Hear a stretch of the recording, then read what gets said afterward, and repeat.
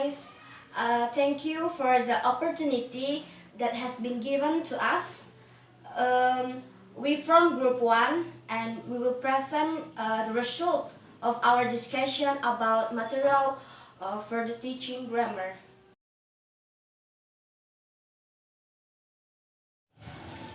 Okay, before we are going to learn materials for the teaching of grammar, we have to know what grammar is. Grammar is whole system and structure of language or of languages in general, usually taken as consisting of syntax and morphology. So, before we are going to make materials for the teaching of grammar, we have to know some criteria yang harus kita pertimbangkan. First is the age and level of the learners who will be using the materials. Nah, di sini kita harus memperhatikan umur dan tingkatan dari si pelajar. Kenapa? Karena materi yang diajarkan kepada anak SMP akan berbeda yang akan diajarkan kepada anak SMA. Misalnya saja, ketika di SMP mempelajari procedure text, di SMA pun mempelajari hal yang sama, yaitu procedure text. Akan tetapi, keduanya memiliki tingkatan yang berbeda. Tingkatan materi procedure text yang di SMP akan lebih mudah daripada yang di SMA. Di SMA akan memiliki ketingkatan yang lebih sulit daripada materi procedure text yang di SMP. And the second is the extent to which any adopted methodology meets the expectation of learners, teachers, the educational culture within which the learners and teachers work. Maksudnya di sini adalah sejauh mana metodologi yang kita adopsi itu dapat memenuhi harapan terhadap siswa, guru maupun budaya yang ada di sekolahnya. Di sini kita harus mengadopsi metode-metode yang sesuai bagi umur dan tingkatan dari pelajar. Di sini kita harus melihat metode apa yang sesuai kepada pelajar SMP dan metode apa yang sesuai dengan pelajar SMA, karena mereka memiliki tingkatan yang berbeda. Otomatis kita harus menggunakan metode yang berbeda pula. Tidak mungkin metode yang kita ajarkan, metode yang kita berikan kepada anak SMA sama dengan metode yang kita berikan kepada anak SMP. The third is the extent to which any context and context which are employed in order to present the grammar areas will be of interest to learners. Oke, di sini maksudnya materi atau bahan ajar yang akan kita berikan kepada siswa itu harus menarik sehingga mereka pun senang untuk mempelajarinya. Jadi kita harus mengembangkan materi grammar kita harus membuatnya, kita harus menyusunnya semenarik mungkin sehingga siswa pun akan menyukainya dan akan senang dalam mempelajari apa yang akan kita ajarkan kepada mereka. The fourth is the nature of the grammatical area to be dealt with in terms of their form, their inherent meaning implications, and how they are used in normally occurring spoken and or written discourse. Nah, jadi di dalam grammar itu kan kita akan mempelajari banyak hal. For example, kita akan mempelajari vocab, phrase, sentences, clause, nouns, and others. Ya, banyak lagi hal yang akan kita pelajari dalam grammar. Nah, di sini bagaimana cara kita mengimplikasikan grammar tersebut dalam ucapan maupun tulisan. Nah, di dalam mengajari pelajar, otomatis mereka memiliki tingkatan yang berbeda. Seperti SMP, kita akan menggunakan grammar yang berbeda dengan yang akan kita ajarkan kepada anak SMA, karena mereka memiliki level yang berbeda. Tidak mungkin kita menyamaratakan grammar yang kita gunakan terhadap anak SMA, kita gunakan juga terhadap anak SMP. The next is the extent to which any language to the learners for the examine the grammar used represents realistic use of the language, and the extent to which activities for learners to produce language containing the target grammar will result in meaningful utterance and ones which bear lost some resemblance to utterance which the learners would be likely to want to produce in their own non-classroom discourse. Nah, jadi di sini bagaimana kita menghasilkan ucapan yang bermakna. Tidak mungkin kita mengatakan tidak mungkin kita mengatakan rumput makan kuda. Otomatis kita akan mengatakan kuda makan rumput. Jadi itu memiliki ucapan yang bermakna atau meaningful utterance. And the last one is any difficulties that learners can be expected to encounter when learning these areas of grammar, especially with regard to any similarities or differences in form, function, and form or function relationship between the target language and their mother tongue. Nah, di sini juga siswa atau pelajar memiliki kesulitan-kesulitan dalam mempelajari grammar. Contohnya saja dalam hal pronunciation. Mereka akan sulit mengucapkan kata atau kalimat dalam bahasa yang kita pelajari karena dipengaruhi oleh aksen mereka, karena bahasa ibu mereka tadi. Karena mereka memiliki bahasa ibu, otomatis mereka memiliki aksen yang berbeda dengan grammar yang akan mereka pelajari. Jadi itu menjadi salah satu kesulitan pelajar dalam mempelajari grammar. Okay, the next we're talking about grammar practice as a language practice. We know the grammar is important to form structured sentence and a perfect sentence. When we use a grammar to say something, to talk something, we use a conversation. When the teacher teaches the student about the grammar, he or she know age and level the learners. Jadi seorang guru harus mengetahui umur siswa atau level siswa untuk mengajar grammar. Ketika seorang guru menerangkan atau menjelaskan, kebanyakan mereka menggunakan teori-teori atau penjelasan-penjelasan seperti present tense, pronunciation, dan masih banyak lagi dengan menggunakan penjelasan-penjelasan yang diberikan kepada siswa. Nah, untuk meningkatkan hal tersebut, the teacher menggunakan grammar practice dengan salah satunya adalah conversation. Jadi dengan adanya conversation dapat meningkatkan kemampuan pemahaman siswa dalam grammar. Jadi ketika seorang guru mengajar grammar yang terdapat mengajar grammar dalam sebuah percakapan, nah di dalam percakapan tersebut akan terdapat grammar yang kemudian dapat dimengerti oleh murid atau siswa. Contohnya adalah ketika kita mempelajari simple present dengan menggunakan conversation, maka siswa akan mudah memahami materi simple present tersebut.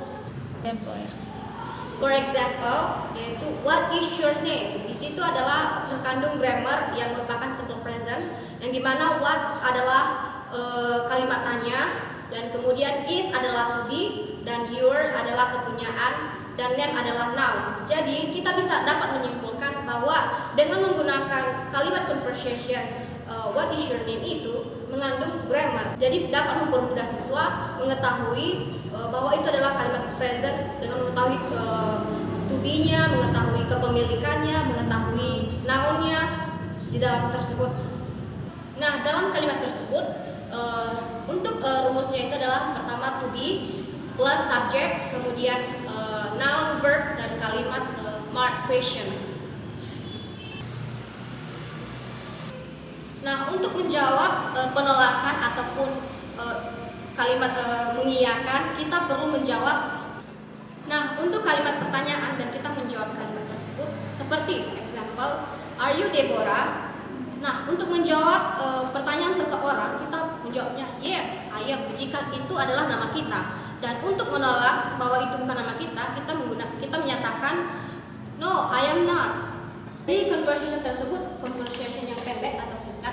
Nah, untuk mengembangkan grammar, kita bisa menambahkan pertanyaan lain atau beberapa pertanyaan lain. Misalnya, ketika seseorang bertanya, are you 11 years old. Nah, di situ kita bisa menambahkan jawaban kita tidak hanya yes ataupun no. Kita bisa mengatakan kalau contohnya kita tidak setuju dengan pertanyaannya, kita bisa bilang no, I'm not 11 but I am 14 years old. So it means that when you say something, you spoken something. For example, what is your name? How old are you? You answer I'm 14, and that is the language practice. That's why the grammar practice as a language practice.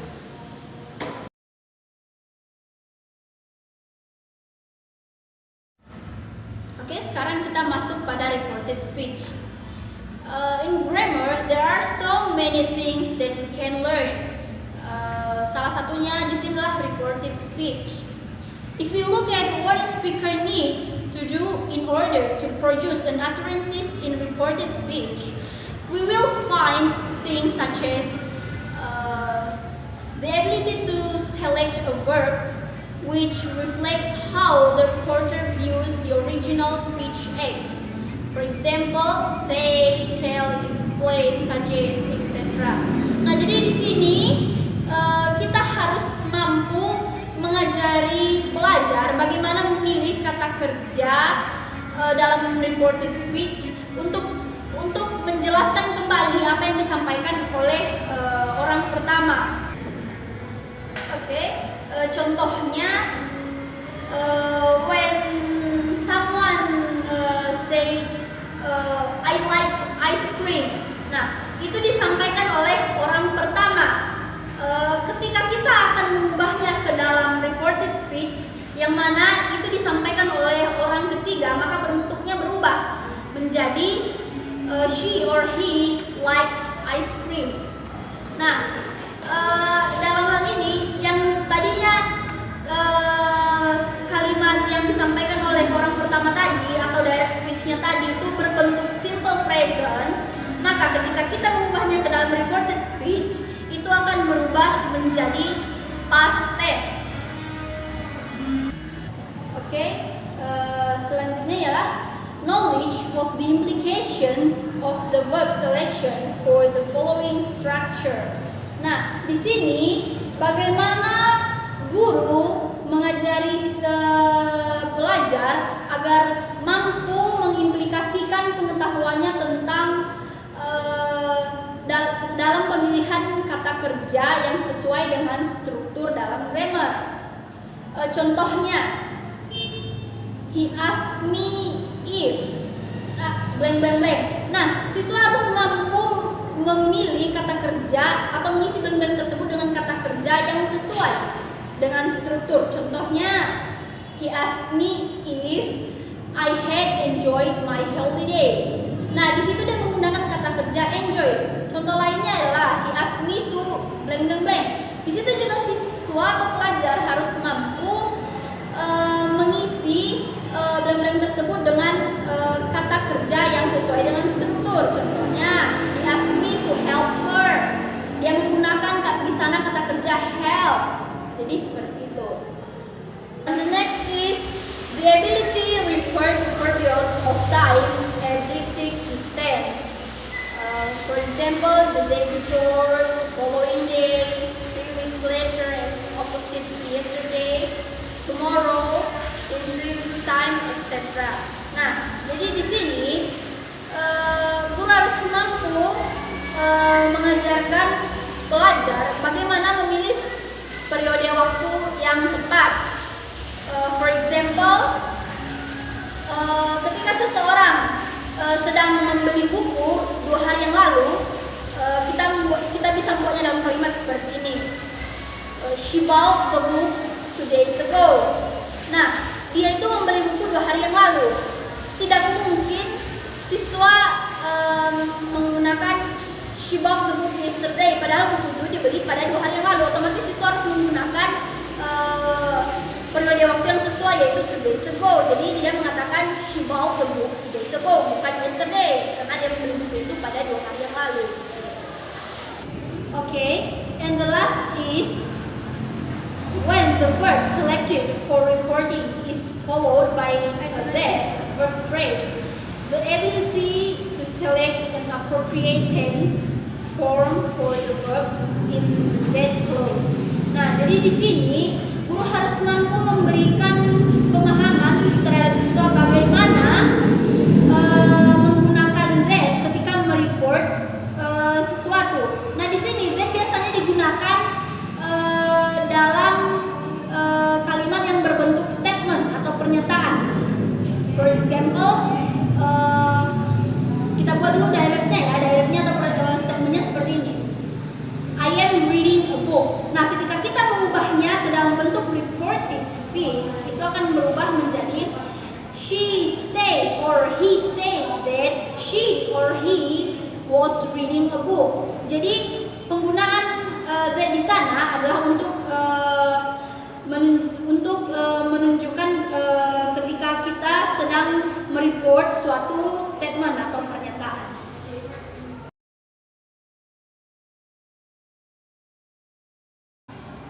Next, we're talking about receptive grammar activities.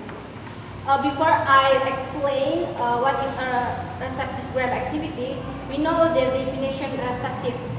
Receptive is the ability of the same language receiver. In the process, it is accepted that others can and will be able to respond well the message or intention. So, the upper side of speech can respond to the intent of the speaker. Jadi di sini receptive adalah kemampuan siswa untuk memahami lisan yang didengar atau dibaca.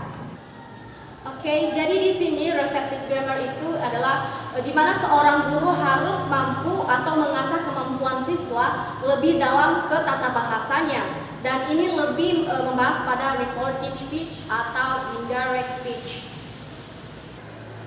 We know much grammar practice in area of reported speech is of the kind which requires learns to take a given utterance in direct speech and transform it into reported speech. For example, when someone say I ate the whole pizza, jadi dia merupakan direct speech. Nah, pada kalimat direct speech tersebut siswa harus mampu reseptif, yang dimana dia harus menjelaskan kembali atau menyatakan kembali kalimat tersebut dengan menggunakan reported speech, yaitu she said. Kalau dia adalah perempuan, she said that she had eaten the whole pizza. Jadi kalimat reported tersebut disampaikan oleh siswa dengan menggunakan reseptifnya ya, dan menggunakan grammar yang baik dan benar. So, receptive grammar activities di sini yaitu adalah untuk mengajarkan tata bahasa yang baik dan mudah dimengerti dengan tujuan agar siswa atau pelajar dapat mengamati dengan akurat dan dapat merasakan kesamaan dan perbedaan dalam menerangkan tata bahasa. Jadi di sini seorang guru harus mampu mereseptif grammar kepada siswa agar siswa dapat tanggap dan dapat melaporkan pembicara atau seseorang yang menyampaikan sesuatu dapat melaporkannya kembali, yang disebut dengan reported speech. Next, we talking about grammar and meaning. Before we know what is a grammar definition. The grammar is sentence structure. By using the correct structure, a sentence will be perfect. Jadi di sini grammar and meaning ini seorang guru atau the teacher memberikan pemahaman kepada para siswa atau para pelajar untuk mampu menggunakan structure tata bahasa yang benar atau yang baik. For example, Siti goes to school. Nah, kalimat tersebut merupakan kalimat present tense. Yang di dalam kalimat tersebut terkandung kalimat simple present tense, yang dimana Siti merupakan subjek dan goes di situ merupakan verb one, dan to school di situ merupakan objek. Nah, goes di situ ada penambahan is karena dilihat dari subjeknya yang merupakan orang ketiga tunggal. Nah, ketika kita mengubah kalimat tersebut menjadi past, yang dimana ketika orang lain menjelaskan kembali dan pada waktu yang berbeda, di situ biasanya menggunakan simple past. For example, Siti went to school, yang dimana di situ ada perubahan, yaitu kata kerjanya, yaitu verbnya yang menjadi verb to, yang dimana akan berubah menjadi simple past. Nah, jadi di situ kita dapat mengetahui bahwa grammar and meaning itu sangat penting dalam pemahaman untuk para siswa. So, di sini jadi maknanya itu sama, hanya saja penggunaan verbnya yang berbeda. So that's the grammar and meaning. Okay guys, that's all our material. Thank you for your attention and see you. Bye.